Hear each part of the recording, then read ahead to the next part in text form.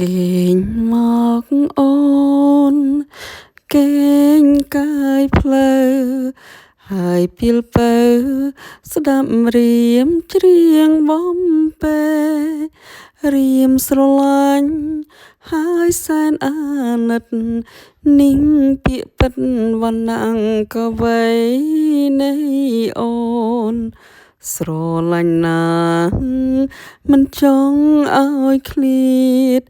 ក្រុមគ្រប់ជាតិមិនឃ្លាតសងឡើយដូចព្រះច័ន្ទនិងដួងតារាដែលប្រាថ្នាអស់មួយជីវិតគេងមកពៅគេងកាយដៃហើយពីលពៅស្ដាប់ធីអរាច្រៀងបំពេធីស្រឡាញ់ហើយសែនអាណិត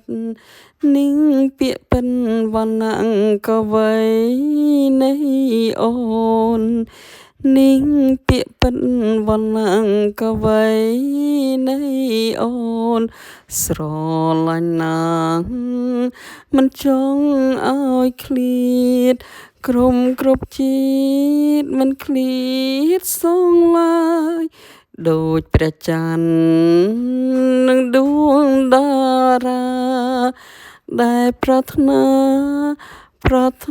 អស់មួយជីវិត